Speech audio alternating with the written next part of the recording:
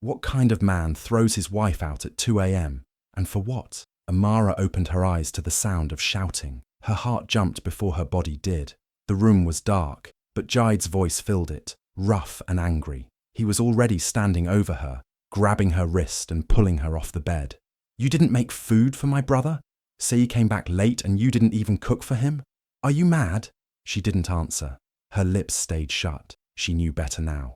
Words only made things worse. He pulled her harder, dragging her across the room. Her robe caught on the doorframe and tore a little. She didn't try to stop him. Her bare feet slipped across the cold tiles. Say stood in the hallway in his boxers, arms folded, watching like it was a show. He didn't say anything. He never did. He liked this. The noise woke the children. Zara, 8, peeked out from her room, holding her younger sister Kiki's hand. The girls looked scared. Their eyes were big. Their tiny bodies shook. Go back inside, Jaid shouted, but the girls stayed frozen in place. Then he pulled the front door open and pushed Amara out. She stumbled and fell onto the concrete porch. Her knees hit hard. She could feel the scrape even before she looked down. The night was cold, too cold for bare feet and a torn robe. She looked up and saw the lights in the neighbour's house flicker on. Curtains moved. Someone was watching. Jaid didn't care. Let them look, he said. Let them see what happens when a woman forgets her place. And then he slammed the door. She sat there, on the cold ground, breathing. Her lips stung. Her hands shook, but still, no tears. Inside, through the narrow window, she could see her daughters still staring. Little faces pressed to the glass. Eyes full of confusion, fear. That's when it happened. Something inside her changed. She didn't knock. She didn't scream. She didn't beg to come back in. She stood up, wrapped her robe tighter, and walked slowly to the side of the house. The old car was parked there. She opened the back door and climbed in. It was dusty, cold, but quiet. And in that quiet, finally, the tears came. But not loud ones. Quiet tears. Careful ones. So her girls wouldn't hear. She sat in that car until morning, and with each hour that passed, her silence grew stronger. Something had broken inside her, long ago. But tonight, something came back. Something she hadn't felt in years. Not anger, not hate. Strength. Real, quiet strength. Amara, once a joyful woman, nurse by profession, fell in love with Jaid. Charming, driven, but deeply traditional and controlling. He was the kind of man who knew what he wanted and said all the right things. In the beginning, Amara believed she was stepping into something safe, something solid. Jaid made her feel chosen. He talked about legacy, respect, and building a home the proper way. He made it sound like a blessing. He told her she wouldn't need to lift a finger after marriage. Why should my wife be working like a hustler when I'm here to provide? He said, cradling her face in his hands. At first, it felt like love. Amara, tired from night shifts and long hospital days, allowed herself to be convinced. After marriage, Jaid made it clear she would stop working. She would stay home and focus on the home, which meant him, his meals, and his family's needs. At first, Amara tried to reason with him, but he dismissed it gently, then firmly. Then came the silence when she didn't obey fast enough. Then came the lectures. You're a wife now, not a career woman. So she let go of her nursing license, packed her scrubs, told her former boss she wouldn't be returning. Family first, she said, forcing a smile. Then came the slow descent. Jaid's warmth turned into cold instructions. He wanted his shirts ironed a certain way. Meals served before he walked in the door. Eye contact minimal during family visits. Her opinions stopped mattering. Her decisions were questioned. Little by little, the Amara she knew started fading. Then Say moved in, Jaid's younger brother. A jobless, careless 24-year-old with a sharp tongue and roving eyes. Jaid said he was just getting on his feet and that it was only for a few weeks. That was 8 months ago. Say made no effort. He left dirty clothes everywhere, took over the TV, ate whatever he wanted and left crumbs. And then the comments started, slippery, suggestive, half jokes whispered when no one else was around. One time, he walked in on her changing and didn't immediately turn away, just stood there, smirking. She told Jaid. His response? Don't flatter yourself. He wouldn't. It cut. But by then, she was used to the cuts. Now she had no job, no income, no bank account in her name. The phone she used had Jaid's fingerprint on it. Her texts were often read aloud during arguments. Even her contact list was filtered, every call timed. Her only joy came from her daughters, Zara and Kiki, little bright lights in a dim house. They made her smile. They reminded her of who she used to be, but even they were starting to notice the sadness in her eyes. Then, last week, something shifted. She was walking the trash out when she heard Mrs. Adebayo, the neighbour, on her front porch. "You're up late," she said gently. "I like the silence," Amara replied. Mrs. Adebayo leaned closer and whispered, "My Wi-Fi password is Jesus Isabel 23. Use it anytime. I won't say anything." It was small, but it felt like a door opening. That night, after everyone slept, Amara crept out to the hallway with her hidden notebook. She took out her daughter's tablet, the one Jide rarely checked, and logged on using the neighbour's Wi-Fi. She found a website offering remote data entry jobs. She filled in her name, only her first name. She created a new email address. She applied. She waited.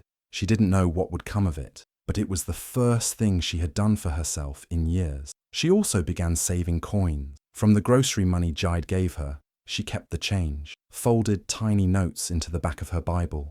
Every naira felt like a seed. She didn't have a full plan yet, but she had a pulse again. Something in her had awakened, and though her voice was still quiet, it was no longer asleep. Morning after the incident, Amara packs the kids' lunch in silence. Jide pretends nothing happened. He hums softly as he buttons his shirt, like everything is normal, like he hadn't dragged his wife out of bed at 2 a.m. and thrown her on the cold pavement in front of their daughters. Say walks into the kitchen, scratching his head, yawning loudly. He smirks at Amara, whispers something under his breath that sounds like, "Better remember your duty next time." He chuckles to himself and opens the fridge. Amara doesn't look at him. She just places apple slices into a small container, folds it shut, and presses it into Zara's lunch bag. Her hands shake a little, but she keeps going. She doesn't want the girls to feel her fear, though it already hangs heavy in the air like smoke. Zara and Kiki sit at the table quietly. No cartoons on, no morning chatter, just silence. Even they know something is wrong. Jide kisses the girls on the forehead. "Daddy's going to work now. Be good." He walks past Amara and pauses just long enough to say, "We'll talk later. You better have an explanation." Then he leaves, like a man who believes he's been wronged. But that talk comes sooner than expected. Around noon, after she puts the girls down for a nap, Amara checks her daughter's tablet, the one she used last night to check her email. She clicks into her inbox and sees a new message at the top. Password changed successfully. Her chest tightens. Then she sees a second email. Unusual sign-in attempt blocked. And then a third. Your recent application has been withdrawn. Her breathing quickens. She knows what happened. Jide found out. She barely has time to react before he storms in through the front door. His eyes are sharp, burning. "You think you're smart now," he says, holding her phone in one hand and the tablet in the other. "You applied for a job. Behind my back?" Amara steps back. "I just wanted to..." He cuts her off. "To what? Embarrass me? Disobey me? You think you're suffering? Do you know how hard I work? And you go behind me like a criminal?" "I didn't tell you because I knew you'd say no," she says quietly. His face twists. "You're ungrateful." He spits. Then it happens. The slap, hard, fast, loud. Zara screams. Kiki starts crying. Amara stands frozen, her hand on her cheek. Not from the pain, but from the sight of her daughters staring at her, horrified. Zara runs to her. "Stop it! Leave Mommy alone!" Jide looks startled for a moment, like he forgot they were there. He storms out, slamming the door so hard the frame shakes. Later that evening, Amara is in the room with the girls. They're quiet. Zara sits beside her, resting her head on her mother's lap. Then she asks, softly, "Why does Daddy hate you?" Amara swallows hard. Her throat burns. She runs her hand through Zara's hair, but says nothing. She doesn't know how to answer. That night, after putting the girls to bed, Amara stands by the window, looking out into the dark street. She sees the neighbour, Mrs. Adebayo, closing her curtains across the way. Amara steps outside. Her feet are bare. She walks across the lawn and knocks on the door. A minute later, the door opens. Mrs. Adebayo looks surprised. "Are you all right, dear?" Amara doesn't answer the question. She just says, "Please, can I use your phone?" The old woman nods and hands it to her. Amara dials slowly, a number she hasn't called in 6 years. The phone rings once, twice. Then a voice on the other end says, "Hello." Amara's voice is shaky but clear. "Ijoma, it's me." There's silence for a moment. Amara, the voice asks, cautious, almost disbelieving. I need help, Amara whispers. I'm coming, Ijoma replies without hesitation. Ijoma drives down the next day, her tires crunching over the gravel outside just after 10 a.m. Amara sees the car pull up from behind the curtain and her stomach tightens. It's been 6 years. 6 long, silent years since they last spoke. The last time they saw each other was at her wedding. Ijoma had pulled her aside during the reception, voice low but fierce, and said, "Jide is not who you think he is." Amara had brushed it off, still drunk on love and wedding day dreams. They argued. Ijoma left early. That was the beginning of the silence between them. Now Amara steps outside, wiping her palms on her wrapper as Ijoma gets out of the car. The lawyer looks exactly the same. Sharp eyes, tailored trousers, confident stride. But there's something different in the way she walks toward Amara. Slower, hesitant, wary, but not unkind. They stand face to face for a second. Then Ijoma's eyes drop to the fading bruise on Amara's cheekbone. She doesn't ask. She just says, "Let's go inside." Inside, the girls run to her like they've known her forever. Zara wraps her arms around Ijoma's leg and says, "Are you the lawyer Mummy called?" Ijoma looks down, then back at Amara. "Yes, baby, I'm the lawyer." She spends the day with them, brings snacks, helps with homework, chats with the girls like an aunt who was always meant to be there. But her eyes keep flicking back to Amara, studying her, not just the bruises, but the way she flinches at loud sounds, how she jumps when her phone rings, the way she checks the window every 10 minutes. Evening comes, the sound of keys jingle at the door. Jide walks in, tired and annoyed, until he sees Ijoma sitting on the couch. He stops. "What the hell is this?" he says. Amara stands beside the sink, frozen. Ijoma rises slowly. "Good evening, Jide." His eyes narrow. "What are you doing in my house?" "I came to see my sister and your daughters. They're lovely." He scoffs. "You still running your mouth in courtrooms, Ijoma?" She smiles tightly. "Still winning in courtrooms, actually." Jide tries to square up, puffing his chest. "You're not welcome here. This is my home. You think you can come and start trouble?" Ijoma steps forward, calm but cold. "Try me. Raise your hand again, and I'll make sure the police are here faster than you can say, 'Respect.'" He laughs, loud and sharp. "Police? You think they'll do anything? They know me. They're my people." Her eyes narrow. "And I know the law. You might have power in the streets, Jide, but I know where to hit you. In your pocket, your name, your record." He doesn't respond, just storms into the bedroom, slamming the door. The next few days are like walking on glass. Jide starts changing tactics.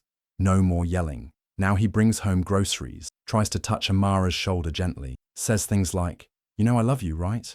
And, "Let's not let outsiders ruin what we built." Amara doesn't answer. She's too exhausted to fight, too confused to believe. Sei, on the other hand, is all venom. The morning of her remote job interview, she sets up the old tablet, finally ready for a shot. Ijoma helped her prep. She even found a quiet room at the neighbors for it. But while she showers, Sei swaps the charger. The battery dies 5 minutes into the call. He grins when she returns. Maybe the universe is trying to tell you to stay in your place.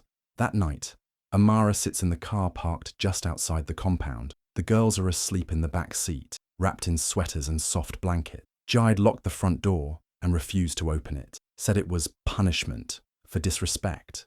It's nearly midnight. Amara stares at the steering wheel, her hands shaking, her body numb. She doesn't cry loudly, just small, broken breaths and silent tears. The next morning, Ijoma knocks early. She sees the 3 of them curled up in the car and doesn't say a word, just unlocks the door and helps carry the girls inside. Later that afternoon, when the girls are napping, Ijoma sits Amara down. "I've filed for emergency custody and a restraining order. I spoke to a judge last night." Amara's eyes widen. "What? I didn't want to push you too fast, but he's getting bolder. If we wait, it'll get worse." Amara looks down, voice cracking. "But I don't want to drag the girls through court." "You won't," Ijoma says gently, "but you'll have to testify. They need to hear your voice, see your truth." Amara nods slowly, fear and something else rising in her throat. Hope. Jide shows up with a smug lawyer, claims Amara is mentally unstable, says she's trying to take the kids out of spite. His voice is smooth, controlled, like he's done this 100 times. He tells the court that Amara is emotional, disobedient, and unfit to raise 2 young girls. He says she doesn't respect her role as a wife and mother, that she's trying to destroy the family just because he confronted her for her behavior. Amara sits quietly, her hands clenched in her lap. The courtroom is cold, but she feels hot all over, embarrassed, angry, shaking. Then it's her turn. The judge calls her to the stand. She rises slowly, walks forward with trembling steps. She doesn't look at Jide. She doesn't need to. She raises her right hand, swears to tell the truth, and takes her seat. At first, her voice is low. She talks about the night he dragged her out of bed, how he shouted at her in front of their daughters, how his brother Say sat on the couch watching like it was a show, how the cold pavement scraped her skin when he pushed her outside, how the neighbors' lights flicked on, but no one came out to help. She says she didn't scream because she didn't want to wake the girls, but they saw it anyway. Then she pulls out a folded sheet of paper from her file, a drawing. Her 8-year-old daughter drew it just 3 days ago. A picture of a small figure crying while a taller one stands over her, mouth wide open, angry lines all around. She wrote in red crayon, "Daddy yelling, Mommy crying." The courtroom goes quiet. Amara swallows, then speaks louder. She opens her journal, reads an entry. "I stayed quiet because I thought that was love. I thought patience would change him, but my silence only fed his power." Jide shifts in his seat. He still wears that smirk, until the next witness is called, Say. He walks in looking uncomfortable, not as cocky now. He glances at Jide, then at Ijoma, sitting at the back. The judge asks if he witnessed the night in question. Say hesitates, then lies. "She's exaggerating. It wasn't that serious." Ijoma stands. "Your Honor, we have video evidence." A pause. The judge nods. The bailiff plugs in a USB. Footage from a neighbor's doorbell camera plays. It's blurry, but clear enough. Jide yelling. Amara being pulled outside, her robe slipping. The girls crying in the background. Say's voice, laughing off camera. Then the sound of a door slamming. The courtroom is still. The judge leans back slowly, arms folded. Jide's lawyer frowns, whispers to his client. Jide's face tightens. The smirk is gone. The judge clears his throat. "I've seen enough for today." Amara closes her eyes, just for a moment. She finally breathes. Judge grants Amara full custody temporarily, pending further investigation. Jide is ordered to vacate the home immediately and have no contact with Amara or the children until the court gives permission. He doesn't look at her as he leaves. For the first time, he doesn't have the last word. Saya vanishes the same day. No goodbye, no excuses, just gone. When Amara unlocks the front door later that evening, the house feels foreign, quiet, still. Her daughters trail behind her, unsure. She drops her keys in the bowl and just stands there, breathing. Then she sits on the bottom stair and begins to cry. Not the kind of crying that comes from fear. Not the kind that shakes your bones and makes you feel small. This is different. It's the sound of release, of something heavy leaving her chest after living there too long. She doesn't cry quietly either. She sobs, loudly, openly. Her girls watch, and then run to her, climbing into her lap. They don't say anything. They don't need to. Later that night, after the girls fall asleep, Amara sits in the kitchen with Ijoma. The kettle whistles softly, and the scent of ginger tea fills the air. "I should have come sooner," Ijoma says. Her voice is low. Amara looks at her sister, eyes tired but clear. "I wasn't ready." They sit in silence, sipping tea. It feels like something old between them is healing. The next morning, Amara digs out her old laptop. The charger barely works, and the screen flickers at first, but she gets it going. She updates her resume, carefully, honestly. Every gap in employment tells a story, but she frames it as strength, as survival. That same week, she gets an email, an offer from one of the remote companies she applied to. A small position, but flexible and steady, enough to begin again. She accepts. The house begins to shift. Little things. The girls stop flinching when someone raises their voice on the TV. They sing while brushing their teeth. They laugh during breakfast. They sleep through the night. Amara notices she's breathing deeper. Her chest doesn't feel like it's in a vice anymore. She opens the windows during the day. She rearranges the living room. She donates Jide's old books and bags up the clothes he left behind. She sits on the couch one evening, watching her daughters draw at the table. One of them holds up a picture. "It's you," she says. You're smiling now. Amara looks at it and smiles back. Not forced, not careful, real. And for the first time in a long time, it doesn't feel like the end of something. It feels like the beginning. One night, after the dishes were washed and the house had gone quiet, Amara walked into the girls' room and pulled the blanket up around them. Her youngest was already asleep, thumb tucked under her cheek, but her eldest, eyes wide and thoughtful, reached out and held Amara's hand. Mommy, she whispered, you're the strongest person I know. Amara froze for a second.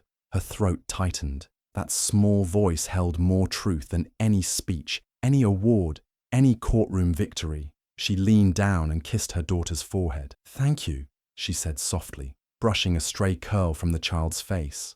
That means everything. She turned off the light and stepped into the hallway, closing the door gently behind her. Outside, the night air was cool and still. Amara sat on the old wooden porch wrapped in her sweater. She looked up at the stars, so far, so endless. For the first time in years, they didn't feel like something she was beneath. They felt like possibility. She exhaled slowly, deeply. We're free, she whispered. Not as a wish, not as a hope, just truth. She reached for her phone.